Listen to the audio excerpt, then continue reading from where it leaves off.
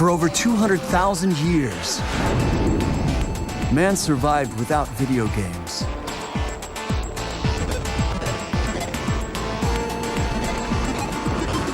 Once that changed, the world was never the same again. It's me, Mario!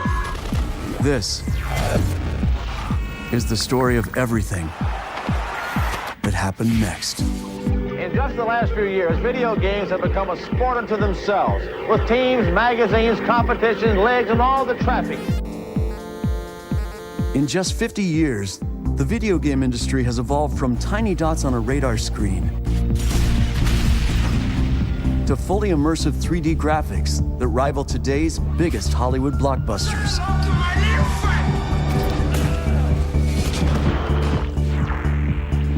Video games have done more than entertain us. They have changed the way we interact with machines forever. Shouldn't you go out and socialize with your friends? I quit soccer to play Atari. From the moment she wakes up, Violet Bolton can't wait to get on her iPad. Whether they are challenging, inspiring, comforting, or addictive, they have taken our lives to the next level.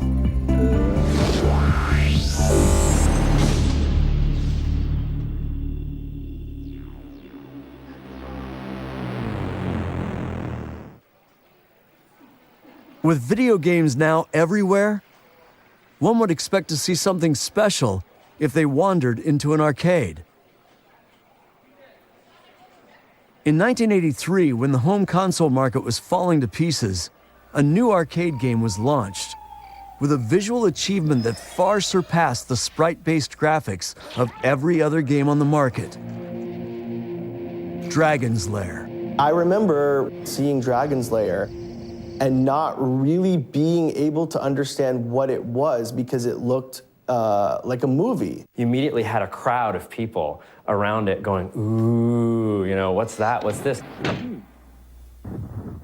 This video game featured state-of-the-art Laserdisc technology, which awed players with striking hand-drawn video clips within the gameplay. The Laserdisc established a new paradigm. Dragon's Lair devoured coins at top speed. 50 cents at the time was a lot. I still remember being like, hey, this game is double everything else. But of course, it was so pretty at the time. You're like, okay, it's worth it. Save me! With graphics this sexy, it didn't even matter that the gameplay was so poor. Of course, it had some issues because then I played it, you know, and you die immediately if you don't flick the, controller to the left or right or wherever you're trying to go in that castle that never seemed to end. But it really opened everybody's eyes to the possibility of like what you really could do with video games. The game's technical ingenuity earned it a place in the Smithsonian Museum in Washington. Featured there alongside Dragon's Lair are two other industry beacons, Pac-Man, and of course, Pong. Alongside the Laserdisc, moving cabinets also kept people interested in the arcades. Video game developers really had to sort of go back to the drawing board and think of new ways, new cabinet styles, new games, new gameplay experiences. Japanese game designer Yu Suzuki made his mark with an array of simulators that became star attractions in arcades worldwide. His masterpiece, 1986's Outrun, offered gamers their choice of both soundtrack and route. Beyond a simple racing game, Suzuki provided players an actual driving experience. As soon as you sit in a car that will move with you, will give you that sensation, all of a sudden it is a full body experience. So the evolution of Outrun in that full body immersion is now what we're seeing with motion control games and all the rest of it. Years later, Dance Dance Revolution would transcend arcade play and even make its way into physical education classes in thousands of U.S. schools. Just take those old records off the shelf. Then came the game that made us all rock stars. Guitar Hero. Got the same song. I like that old timer. You pick up a guitar, and you hold different buttons based on what's on screen, and you strum. Anybody can do that. And it's great, because now you have people who were always traditionally, oh, I'm not a gamer, I don't play video games, and suddenly, 2 hours later, they're completely hooked. Even the Beatles got in the game. Somebody says, here's a plastic guitar with some colored keys. Rock out to your favorite songs. Yeah, no, I'm not going to do that. Oh my God, is this fun? Another big spectacle in the arcades was the competitive fury of fighting games. 1991 Street Fighter II tantalized gamers by letting them hurricane kick, tiger knee, and dragon punch their smack-talking buddies into submission. To this day, it ranks only behind Pac-Man and Space Invaders in the amount of revenue it's generated. And whenever there is that kind of money, there are sure to be copycats. For all of the clones that tried their hand at this market, the one that drew the most blood was Mortal Kombat. You don't just knock out your opponents, you knock off their heads and rip out their spinal cords. The gore absolutely awed children, but shocked their parents. I love to rip someone's head off with their spine, and I thought it was like the coolest thing ever. Of course, as soon as the press got wind of it, there was all sorts of negativity about it.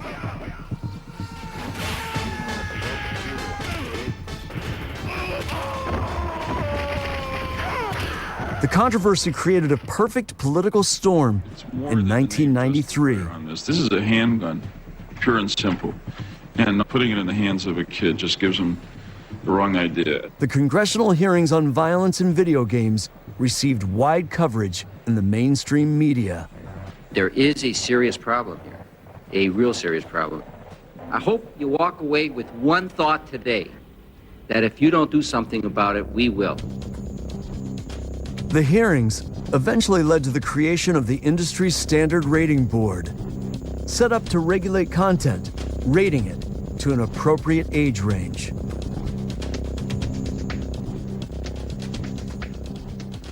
But in the same year as the congressional hearings, the PC game Doom exploded on the scene, adding more fuel to the fire.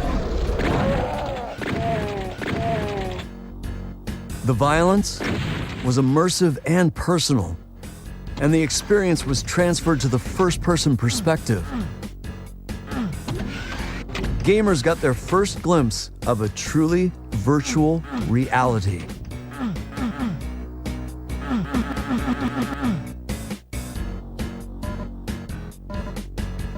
But even though you played an assassin, Doom was actually a social game. People were starting to basically bring their computers over to other people's houses on the weekends, and they called that the LAN party.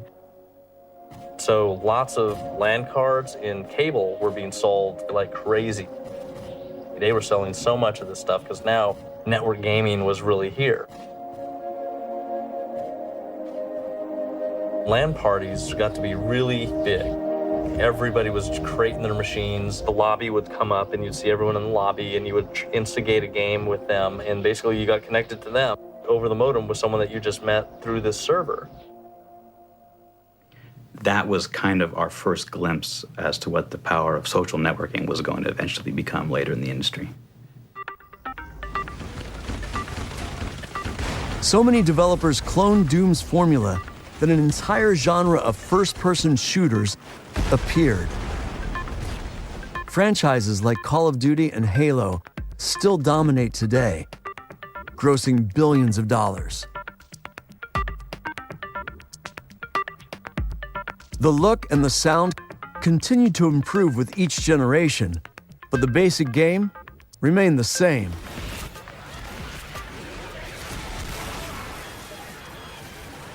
A killing simulator.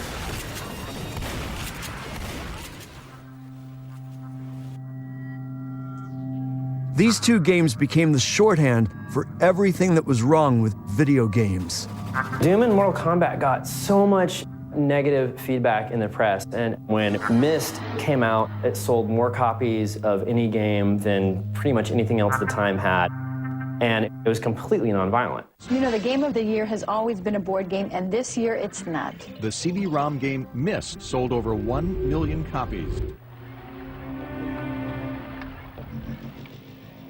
The point of it wasn't to shoot anybody in the head or to escape from a dungeon. The point was really to just give yourself over to the game. Myst was just gorgeous. The visual quality was just so epic and so immersive. And the gameplay required you to appreciate that. And so those games, even though they were a slower pace, they engaged you by way of thinking. The game would not have been possible without the newly emergent CD-ROM, an evolution of the Laserdisc technology, but 1/4 the size. CD-ROMs were one of the most stunning advances that we had in technology. In one fell swoop, we had about a 100-fold increase in storage space, and suddenly, to our horror, we realized that we were going to have to fill all that storage to be competitive. You guys, you gotta help me, please. Use the traps. To stand out, game developers started producing cheap video clips to include in the gameplay. An unfortunate side effect of having all that disk space to fill and so little knowledge about video production. Games like Doom and Myst revealed a huge gap between PC and console gaming. All of the exciting 3D games were on the PC. That was until Sony released the PlayStation.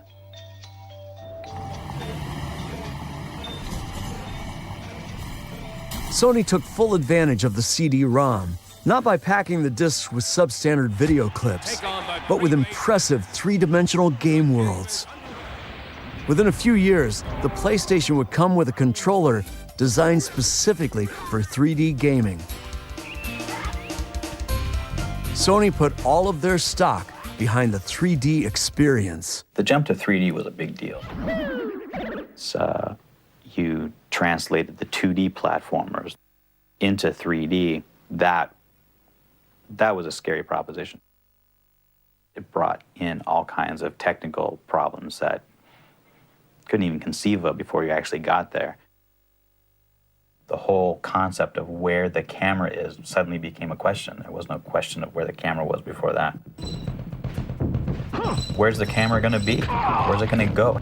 How's it going to get from one to the other? Every game has a camera wrestling match throughout the entire development. The investment paid off with 1996's Tomb Raider. It combined a mesmerizing game world with a brand new video game icon, Lara Croft. The character doesn't alienate women, it actually has quite a female following. A lot of the female gamers can appreciate how, yeah, she's very stylish and she's very sexy, but she is not presenting herself as a sex object. She does not use her sexuality as a tool. She does not talk to men in the games in any kind of coquettish fashion. She's strong, she's independent, she's self-motivated. In fact, she's a bitch. That's part of the fantasy, is being able to do more than you really could do. Everything was scaled around her. Her jumps, her reach. You knew with certainty in Tomb Raider where you could jump, how high you could jump. Everything was worked out in terms of squares. I'd finally set out to make my mark. To find adventure. But instead, adventure found me. I still think that the Tomb Raider games that they're releasing now are really good. It's got legs, that franchise, you know, very shapely legs, I guess.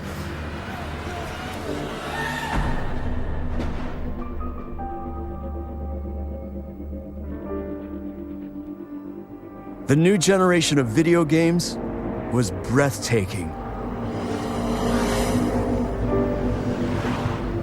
The game worlds enabled by 3D technology were absolute game changers. Enter the open world.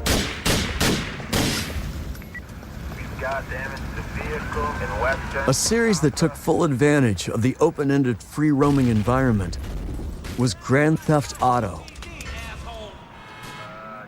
Free roaming sort of gives the player the ability to just go anywhere and do anything. A lot of games, you're always on a path. And even though you sort of feel like you have the ability to go left or right, you're still sort of on a path that gets you from point A to point B, so you can go from one story point to the next. An open world game, you do feel like, wow, I have a choice. It really ties back into that very notion of interactivity, where you are the dungeon master in this world. Grand Theft Auto is a virtual playground that lets you do what you've always wanted to do.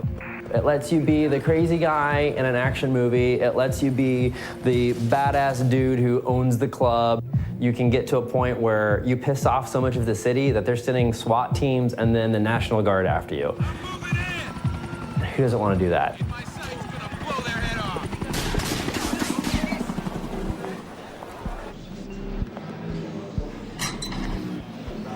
It was one of the first video games that really let you do what you want to do.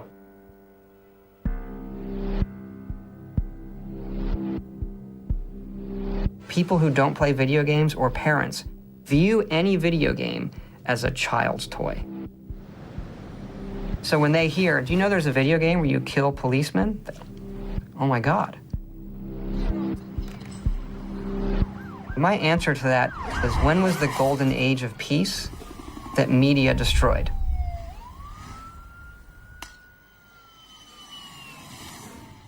But how could a simple video game be so controversial? It causes such a heightened reaction because it takes you away from just reading something or watching something into actually participating in it.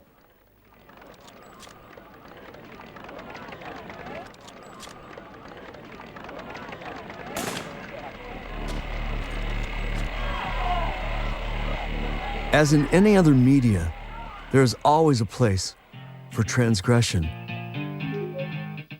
A means to explore the consciousness of the sociopathic and the mentally ill. In 2005, an independent programmer released a game centered around the events of the 1999 Columbine massacre. The gameplay involves listening to Marilyn Manson, drinking vodka, and playing Doom. The role of video games in our society was being challenged. We can read books about Columbine, watch Columbine, but can we also play Columbine? There's always a place for it. It's a free society, so you can always build something and people are gonna wanna play stuff like that. And who says you shouldn't? Mr. Loeffner will spend the remainder of his natural life in prison. One video game after the other, shooting. At Jonesboro, Columbine, Virginia Tech. What happened in Connecticut? This is a sick culture. Video games have bent the status quo just as much as any art form has done in the past. But in the case of the 2006 game Rapeplay, even the United Nations got involved and asked for a ban. Well, it's certainly hard to believe that anyone would equate rape with entertainment, but that is just what game makers in Japan have done. This one, called Rapeplay, begins with a teenage girl on a subway platform. With a click of your mouse, you can grope her and lift her skirt. These sort of games that normalize extreme sexual violence against women and girls have really no place in our communities. It's Adam and Eve kind of a thing. God said, don't take the apple. Okay, but why? What about the apple?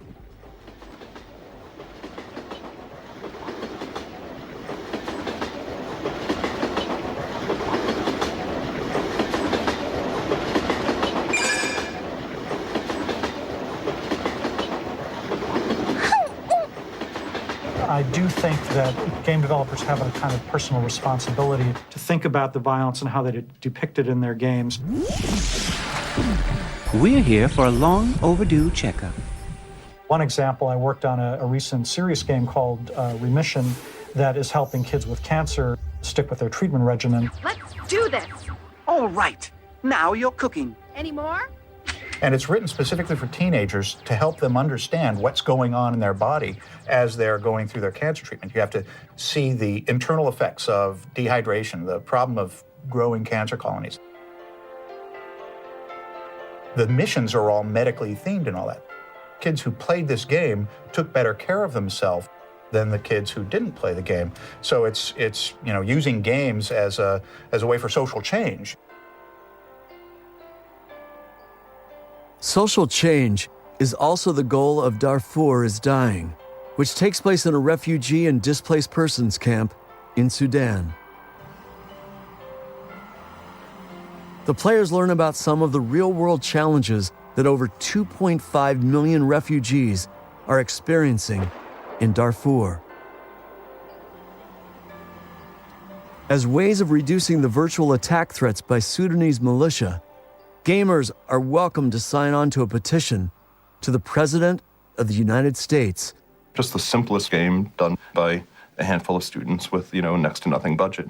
And yet it was just really effective, sort of connecting the dots in a way that just reading about the situation doesn't.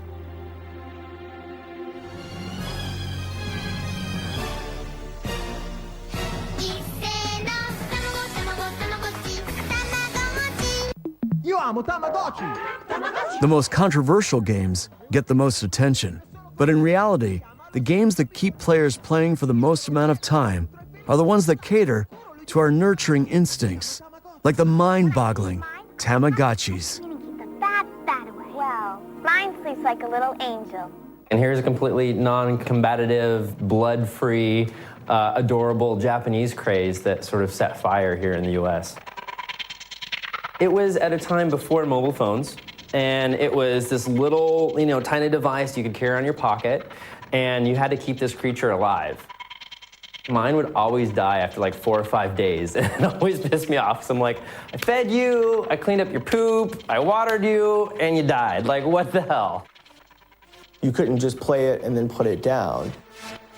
When you think about Tamagotchi, it really was kind of the first mobile social game that really captured young people's attention. Tomatown is making more room for fun. The idea that you had to continually feed and take care of your Tamagotchi is now relied upon and makes millions and millions of dollars. The concept was carried several steps further in 1999 with The Sims, the top-selling computer game of all time. The Sims gave the player an entire family to take care of. It's the idea of being able to emulate what happens in your day-to-day life and sort of put it out there into a virtual world or a fantasy version of yourself. And that's really compelling. It hit a wide range of people that you wouldn't necessarily refer to as gamers. It was something that you would get invested in. You'd have your family of Sims, and you would want to take care of them, and you'd want to level them up, and you'd want to make sure they have, all their needs are taken care of, and you'd try to work and check in often to make sure that their mood was happy. Jeep, Johnny Safasim, Z? Verga. Chambi Lorkna Chenji. Chibnadora. Role-playing games. What is it about it that kept people playing week after week after week after week? And it was this always earning something mentality. Every single thing you did had an impact, and you were rewarded over it. Chat. When the game reinvented itself as a Facebook application in 2011, it gave players the ability to interact with millions of other players in the game world. In comes the internet, and now the playing field is level again. A new term was coined: social gaming.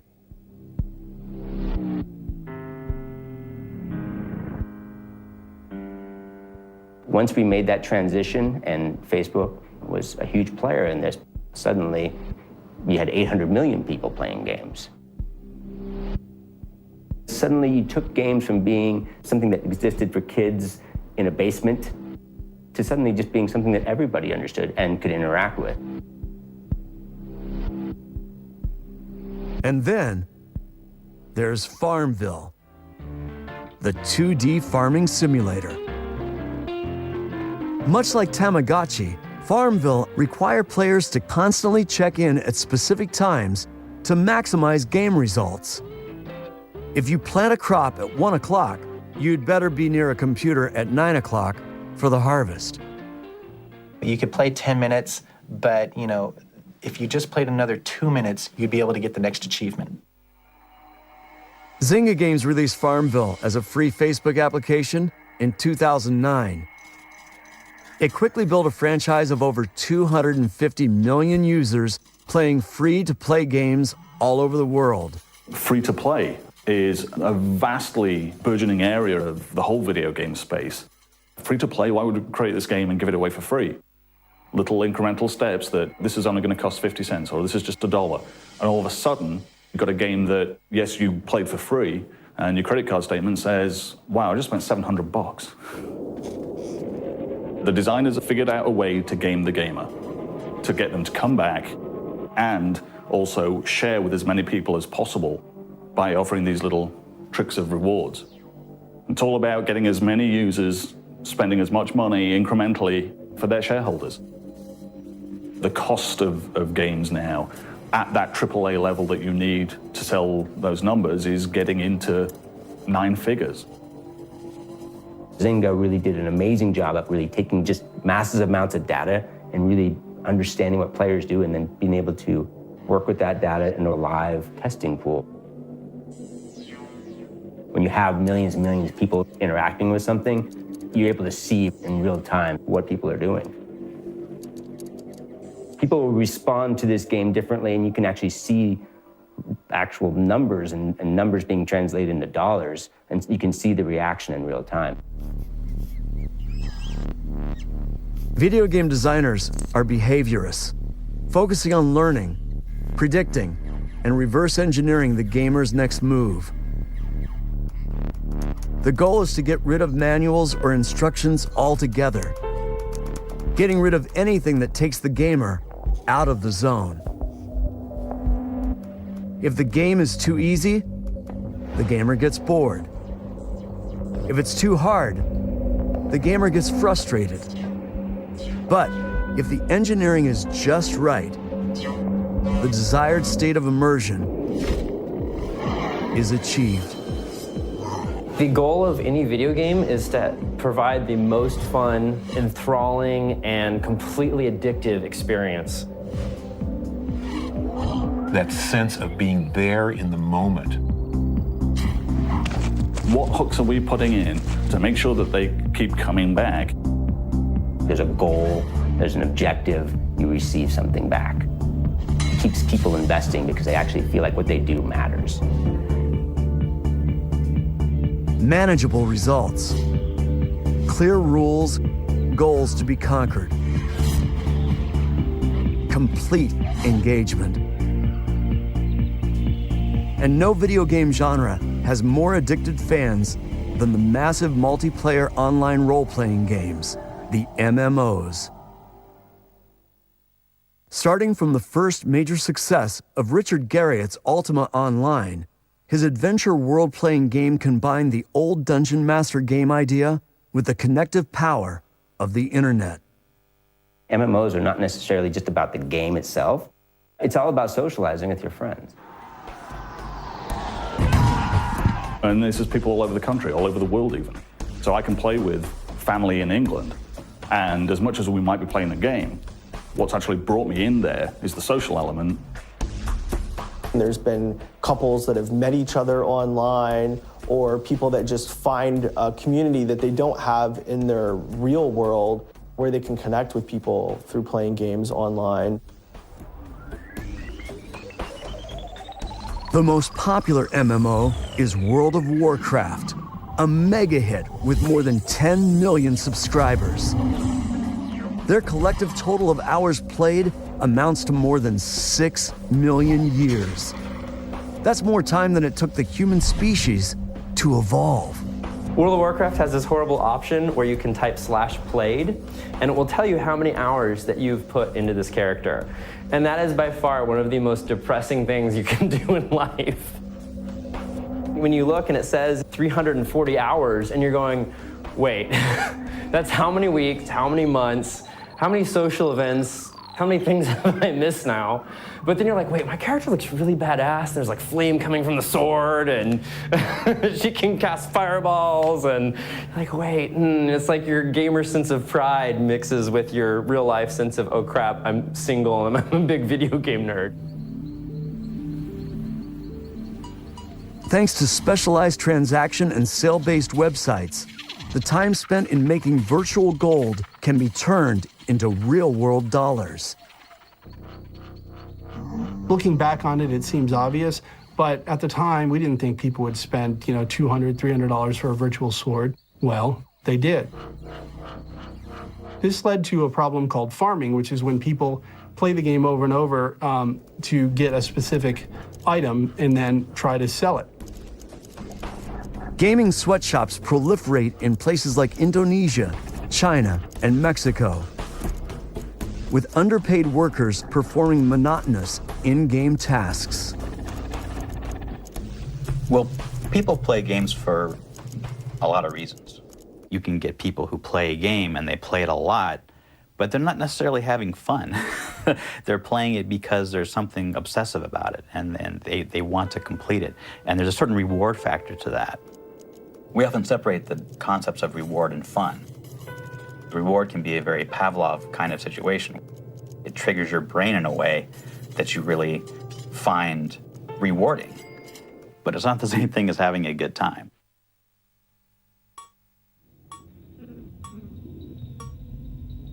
After spending so much time in the game world, gamers may find themselves struck with a certain sense of shame, an arresting sense of emptiness and waste when one considers all the other things that could have been done with their game time. Some gamers report having gone into shock when they discover that they spent an entire month of the year in their game world. Are clinically proven now game addictions that they actually have, people going through therapy because they get so immersed into the games that they play. They do lose a little bit of reality. Getting that quest, getting that next item is more important. And suddenly they work so they come back and play WoW. They go to school so that they can come back and play WoW. It's probably the aspect of their life that they have the most control over. The piece of their life that they look forward to most.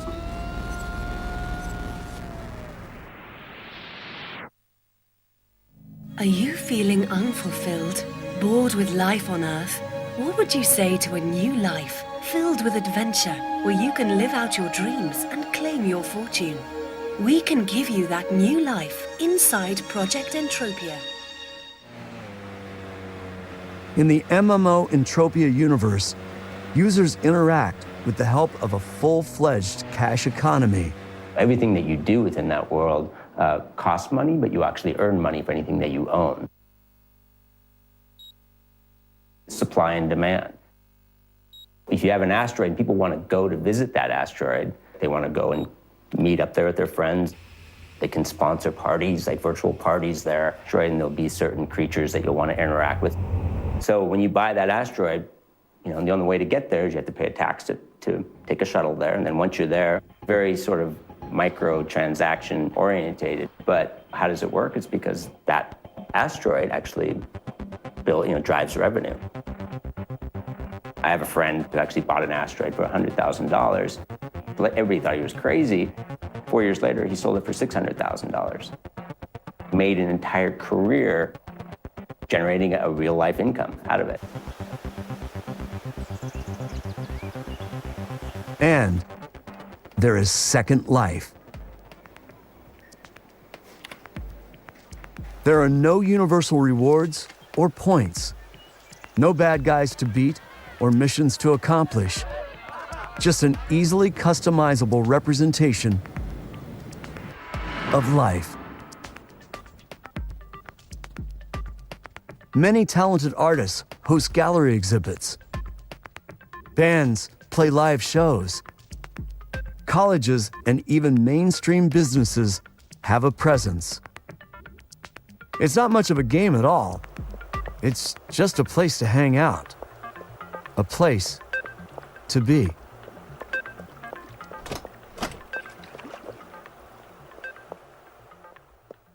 As more and more real-world representations have crossed over into gameplay dynamics, the games have also crossed back into real life.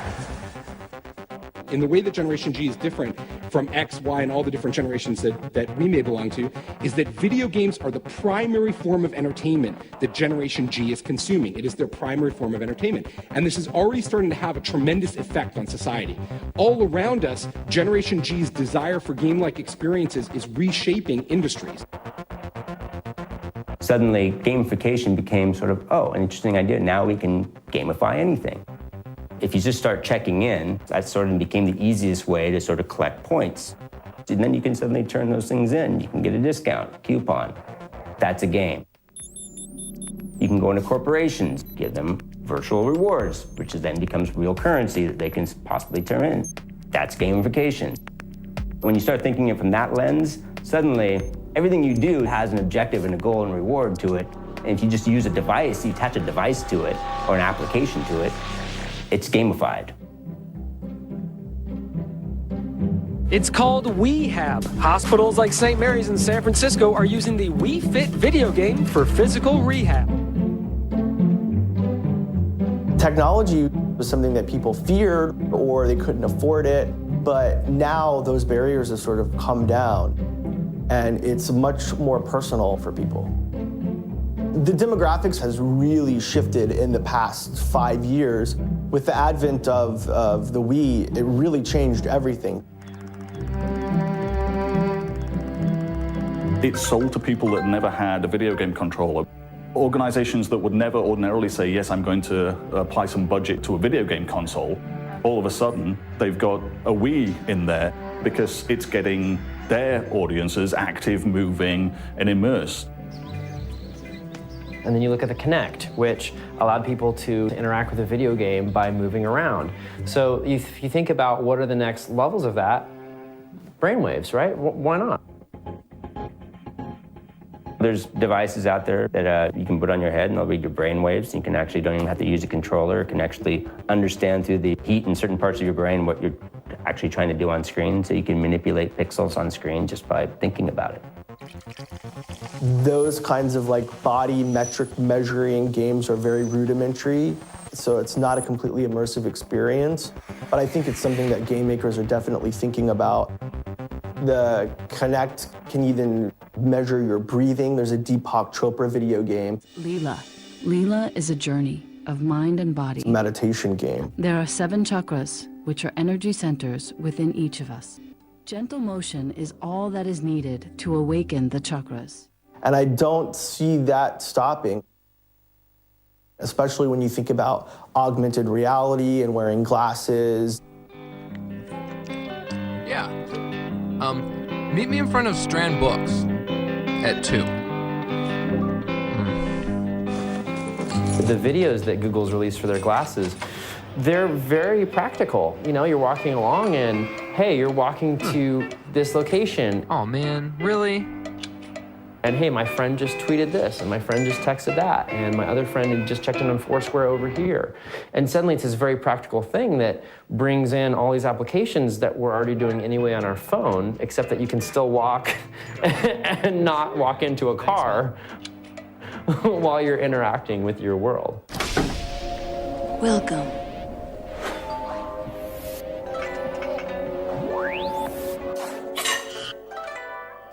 Society's massive interest in technology suggests it might be only a matter of time before we embrace the notion of reality augmentation. Chips are so small now that you can probably start putting things into cells. That becomes a way to try to understand disease and actually do something good.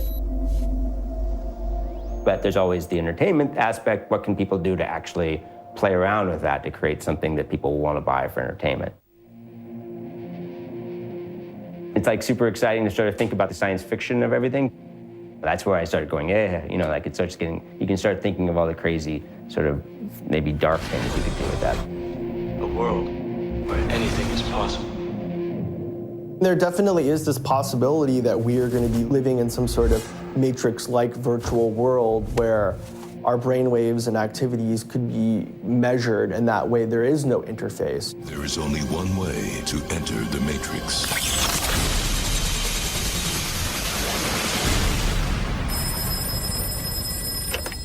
We're in.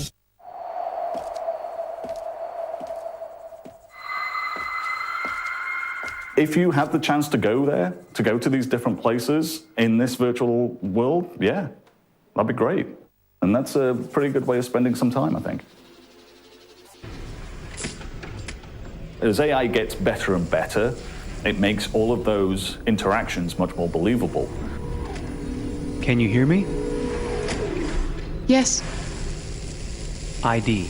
KPC 897504C. Can you move your head?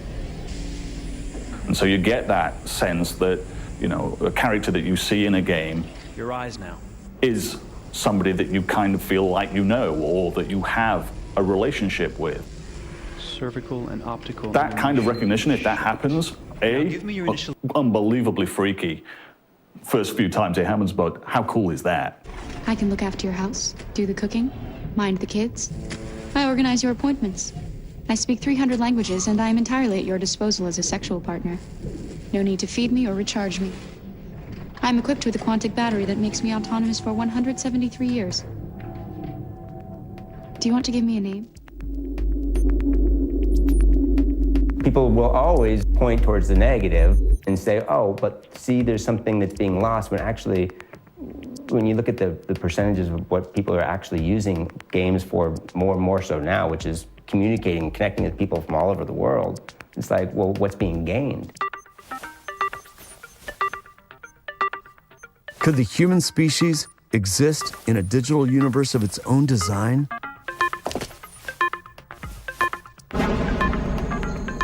At what point does the game end? Could the line between humans and machines fade away forever?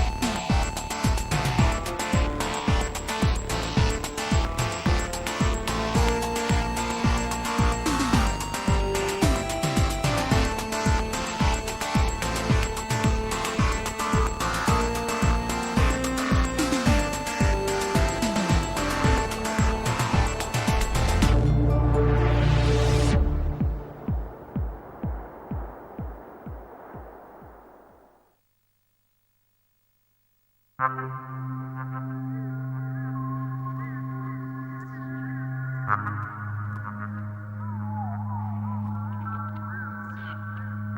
you.